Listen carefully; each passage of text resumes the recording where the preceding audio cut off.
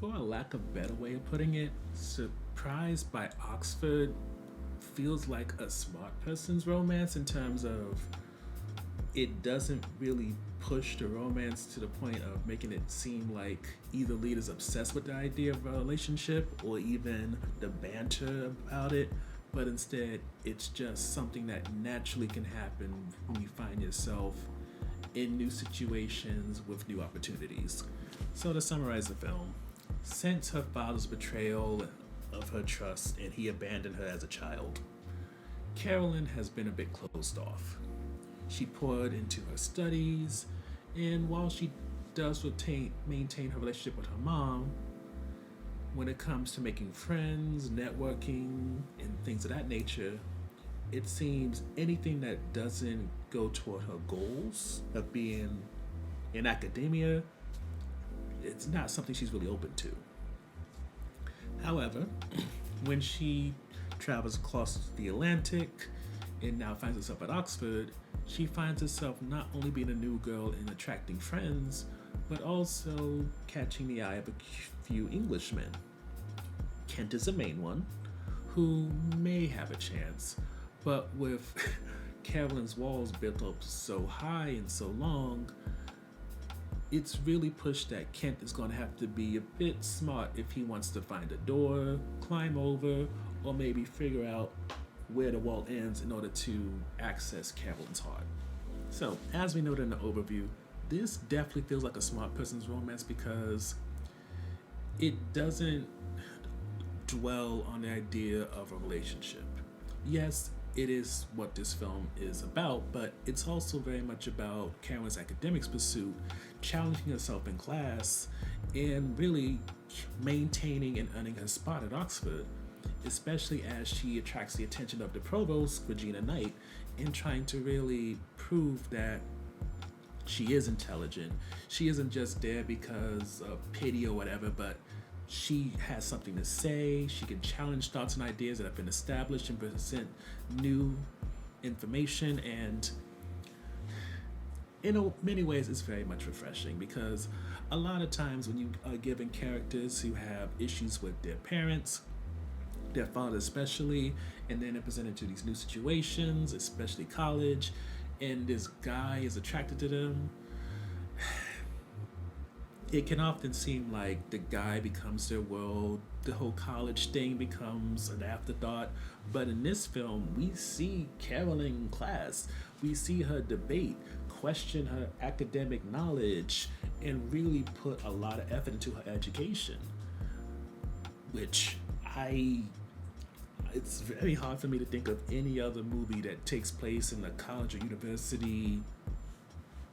situation, for lack of a better term, that doesn't forget the fact that this kid went to school for an education, not to meet the potential of their life. So the second highlight for us is Regina Knight. And a reason why we so enjoy Regina, the College of Oxford provost,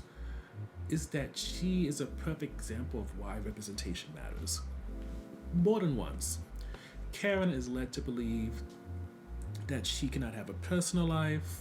outside of friends who make it easy on her to be friends with them. And in order for her to really